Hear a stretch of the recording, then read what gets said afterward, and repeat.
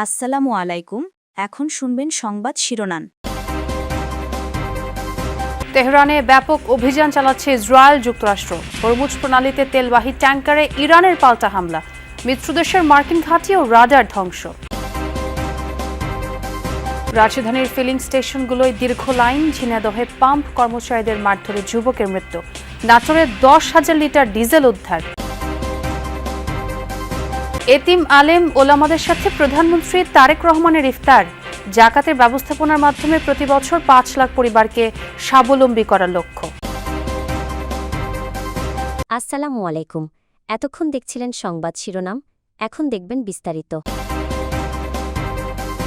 Iran জুড়ে দফায় দফায় হামলা চালিয়ে যাচ্ছে যুক্তরাষ্ট্র ইসরায়েল যৌথ বাহিনী। বিপর্যস্ত রাজধানী তেহরান। ভয়াবহ হামলার শিকার ঐতিহাসিক মেহরাবাদ আন্তর্জাতিক বিমানবন্দর। ব্যাপক ক্ষতিগ্রস্ত ইস্পাহান, কোম ও নাতাঞ্জের মতো গুরুত্বপূর্ণ শহরগুলো। কেবল সামরিক স্থাপনা নয়, টার্গেট করা হচ্ছে দেশটির আবাসিক এলাকা, স্কুল ও হাসপাতাল। এদিকে ইরানের নৌবাহিনীর 42টি জাহাজ ধ্বংসের দাবি করেছেন মার্কিন প্রেসিডেন্ট ডোনাল্ড ট্রাম্প। রাতভর দফায় দফায় হামলা, বিস্ফোরণের বিকট শব্দে কেঁপে উঠছে তেহরান। রাজধানীর পাশাপাশি ইসরায়েল যুক্তরাষ্ট্র যৌথ বাহিনীর তাণ্ডবে বিপর্যস্ত ইরানের ইস্পাহান, কোম, নাতানজের মতো গুরুত্বপূর্ণ শহরগুলো। কেবল সামরিক ঘাঁটি, কৌশলগত গুরুত্বপূর্ণ স্থাপনাই নয়, আবাসিক এলাকা, স্কুল ও হাসপাতাল লক্ষ্য করেও হামলা চালিয়েছে যৌথ বাহিনী। শনিবার যুক্তরাষ্ট্র ইসরায়েলের ব্যাপক বোমাবর্ষণে ক্ষতিগ্রস্ত হয়েছে তেহরানের মেহরাবাদ আন্তর্জাতিক বিমানবন্দর। তেল আবিবের দাবি, বিমান হামলায় নিহত হয়েছে ইরানের সর্বোচ্চ নেতার কার্যালয়ের deputy chief of staff Ali Asghar Hejazi. Qom শহরে বোমা হামলায় নিহত হয়েছে অন্তত 2 জন। বিস্ফোরণে ভয়াবহ ক্ষতিগ্রস্ত হয়েছে নাতানজ। বিধ্বংসী অভিযানের ছবি ও ভিডিও প্রকাশ করেছে মধ্যপ্রাচ্যের যুক্তরাষ্ট্রের সেনা কমান্ড সেন্টকম। ইরানের মিসাইল লঞ্চার ও ক্ষেপণাস্ত্র উৎপাদন কেন্দ্র লক্ষ্য করে হয়েছে এ যাবৎকালের সবচেয়ে ব্যাপক বোমাবর্ষণ। ইরান যুদ্ধে আমরা খুবই ভালো করছি, ফলাফলেই সেটি স্পষ্ট। এটা অসাধারণ যে আমরা 3 দিনে তাদের নৌবাহিনীর 42টি জাহাজ ধ্বংস করেছি, যার মধ্যে কয়েকটি বিশাল আকৃতির। আমরা তাদের বিমান বাহিনীকে ধ্বংস করে দিয়েছি, তাদের যোগাযোগ ব্যবস্থাও ধ্বংস করে দিয়েছি। মার্কিন সেন্টকম জানিয়েছে 1 সপ্তাহে ইরানের 3,500-এরও বেশি লক্ষ্যবস্তুতে হামলা চালানো হয়েছে। ধ্বংস করা হয়েছে গুরুত্বপূর্ণ প্রশাসনিক স্থাপনা, অবকাঠামো, এমনকি আবাসিক এলাকাও। ইরানের অব্যাহত হামলায় বাংকারে আশ্রয় নিচ্ছে লাখ লাখ ইসরায়েলি। শনিবার রাত থেকে ইসরায়েলি ভূখণ্ড লক্ষ্য করে ক্ষেপণাস্ত্র হামলার পরিধি বৃদ্ধি করেছে ইরান। তেল আবিব, হাইফা সহ বিভিন্ন অঞ্চলে বসবাসরত ইসরায়েলিরা ছুটছে নিরাপদ আশ্রয়ের খোঁজে। এদিকে আরব দেশগুলোয় অবস্থিত মার্কিন ঘাঁটি লক্ষ্য করে নতুন ধরনের মিসাইল ছুড়েছে ইরান। সংযুক্ত আরব আমিরাতে, বাহরাইন, কাতার ও সৌদি আরবের দাবি, আকাশ প্রতিরক্ষা ব্যবস্থা ব্যবহার করে ধ্বংস করা হয়েছে বেশ কিছু মিসাইল।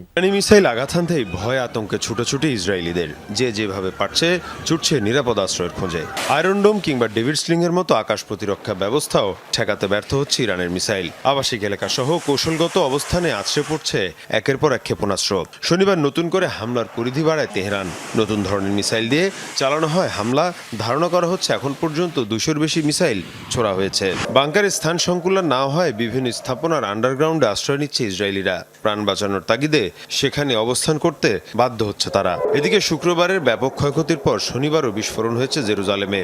এর পাশাপাশি তেল আবিব এবং হাইফাতেও আঘাত হানে মিসাইল। শুধু ইসরায়েলি নয়, আরব দেশগুলো থাকা মার্কিন ঘাঁটি লক্ষ্য করেও হামলা জোরদার করেছে ইরান।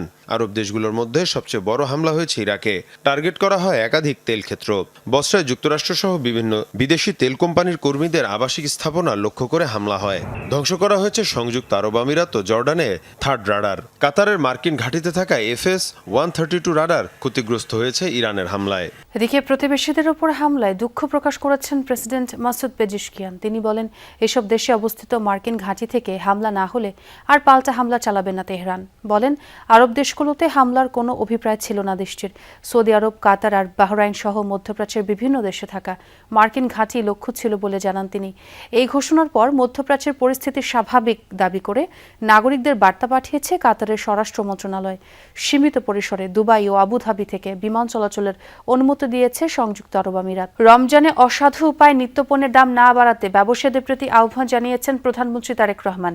রাষ্ট্রীয় অতিথি ভবন যমুনায় এতিম, আলেম উলামা ও মাশায়েখদের সম্মানে আয়োজিত ইফতার মাহফিলে এই আহ্বান জানান তিনি। বলেন, জাকাত ব্যবস্থাপনাকে আরও কার্যকর ও লক্ষ্যভিত্তিক করতে প্রতি বছর পর্যায়ক্রমে মাধ্যমে ৫ লাখ পরিবারকে জাকাত দেবে সরকার। শনিবার রাষ্ট্রীয় অতিথি ভবন যমুনায় এক ইফতার আয়োজনে এসব কথা জানান প্রধানমন্ত্রী তারেক রহমান। প্রতি রমজানের প্রথম দিনে এতিম ও ওলামা মাশায়েখদের সম্মানে বিএনপি ইফতার মাহফিলের আয়োজন করলেও এবার সেই ঐতিহ্যে ছেদ পড়ে। রমজানের ১৭তম দিনে যমুনায় দেশের বিশিষ্ট আলেম ও এতিম শিশুদের সঙ্গে ইফতার করেন প্রধানমন্ত্রী। মা খালেদা জিয়ার পথ অনুসরণ করে এতিম শিশুদের সাথে কুশল বিনিময় করেন সরকার প্রধান। দারিদ্র্য বিমোচনায় জাকাত ব্যবস্থাকে ঢেলে সাজানোর কথা উল্লেখ করেন সরকার প্রধান। বলেন, প্রতি বছর হতদরিদ্র ৫ লাখ পরিবারকে ৫০,০০০ থেকে ১ লাখ টাকা জাকাত দেওয়ার চিন্তা করছে সরকার। ধনী দরিদ্র সব মিলিয়ে দেশে বর্তমানে পরিবারের সংখ্যা প্রায় ৪ কোটির মতো। এসব পরিবারগুলোর মধ্যে যদি দরিদ্র কিংবা হতদরিদ্র পরিবারগুলোকে চিহ্নিত করে প্রতি বছর পর্যায়ক্রমে ৫ লক্ষ পরিবারকে আমরা ৫০,০০০ টাকা থেকে ১ লক্ষ টাকা জাকাত দিতে পারি, আমি ব্যক্তিগতভাবে বিশ্বাস করি এসব পরিবারগুলোর মধ্যে বেশিরভাগ পরিবারগুলোকে হয়তো পরের বছর আর জাকাত নাও দিতে হতে পারে।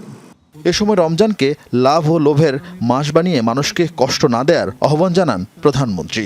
রমাদান মাসকে আমাদের ভেতরে কেউ কেউ লাভ লোভ মাস হিসাবে বানিয়ে ফেলে।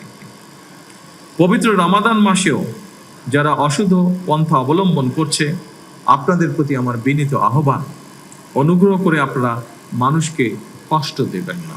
ঝিনাইদহে পেট্রোল পাম্পে তেল নেয়াকে কেন্দ্র করে বাকবেতনটার জেরে পিটুনিতে এক যুবক নিহত হয়েছে। শনিবার সন্ধ্যায় শহরের কেন্দ্রীয় বাস টার্মিনাল এলাকার তাজ ফিলিং স্টেশনে ঘটনা ঘটে।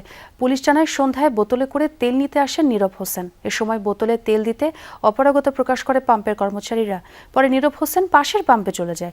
ফেরার পথে তাজ ফিলিং স্টেশনে অন্য একজনকে বোতলে তেল দেওয়া দেখে প্রতিবাদ করলে পাম্পের কর্মচারীদের সাথে তার বাকবেতনটা হয়। এক পর্যায়ে লাঠি দিয়ে নীরবকে পিটিয়ে গুরুতর আহত করে কর্মচারীরা। পরে তাকে উদ্ধার করে হাসপাতালে নিলে চিকিৎসক নীরবকে মৃত ঘোষণা করে। এই ঘটনায় পাম্পের ৩ কর্মচারীকে আটক করেছে র্যাব। তো আমরা ইতিমধ্যে সন্দিগ্ধ ৩ জনকে অ্যারেস্ট করেছি এবং আমরা বিষয়টি খতিয়ে দেখছি এবং এই ঘটনার সাথে আসলে একজন জড়িত ছিল নাকি বেশি জড়িত ছিল, এখন পর্যন্ত আমার কাছে এতটুকু তথ্যই আছে। নাটোরের সিংড়ায় বাঁশঝাড়ে মাটির নিচে পানির ট্যাঙ্কিতে ১০,০০০ লিটার ডিজেল উদ্ধার করেছে উপজেলা প্রশাসন। শনিবার দুপুরে উপজেলার নিঙ্গইন এলাকায় অভিযান চালানো হয়। সিংড়া উপজেলা নির্বাহী কর্মকর্তা জানান, নিঙ্গইন ভাটুপাড়া মসজিদের দক্ষিণ পাশে বাঁশঝাড়ের মধ্যে মাটির নিচে পানির ট্যাঙ্কিতে ১০,০০০ লিটার ডিজেল মজুদের খবর পান তারা। পরে অভিযান চালিয়ে ঘটনার সত্যতা মেলে। পরে বিপুল পরিমাণ তেল অবৈধভাবে মজুদ করে কৃত্রিম সংকট সৃষ্টির অপরাধে সততা ট্রেডার্সের স্বত্বাধিকারী রুবেল হোসেনকে ৫,০০০ টাকা জরিমানা করা হয়। সে সাথে উদ্ধারকৃত তেল দোকানে স্থানান্তর করে স্বাভাবিক প্রক্রিয়ায় বিক্রির নির্দেশ প্রদান করা হয়। রাজশাহীতে ইমাম নিয়োগকে কেন্দ্র করে বিএনপির জামায়াতের দুপক্ষের মধ্যে সংঘর্ষ হয়েছে। নিহত হয়েছেন আলাউদ্দিন নামে জামায়াতের এক কর্মী, আহত বেশ কয়েকজন। শনিবার রাত ৮টার দিকে মোহনপুর উপজেলার সাকুয়া এলাকায় এই ঘটনা ঘটে। পুলিশ জানায়, সাকুয়া ঈদগাহ বড় মসজিদের তারাবির নামাজের আগে ঈদের নামাজ পড়ানোর ইমাম নিয়োগ নিয়ে আলোচনা সভা ছিল। এ সময় পছন্দের লোককে নিয়োগ দেওয়া নিয়ে সংঘর্ষে জড়ায় স্থানীয় জামায়াত ও বিএনপি কর্মীরা। আহত হন বেশ কয়েকজন। তাদের স্থানীয় হাসপাতালে নেওয়া হলে আলাউদ্দিনকে চিকিৎসকরা মৃত ঘোষণা করেন। তিনি জামায়াতের কর্মী বলে নিশ্চিত করেছেন জামায়াতের উপজেলা আমির। এই ঘটনার পর থেকে আগুন জ্বালিয়ে রাজশাহী নওগাঁ মহাসড়ক অবরোধ করেন জামায়াতের নেতাকর্মীরা।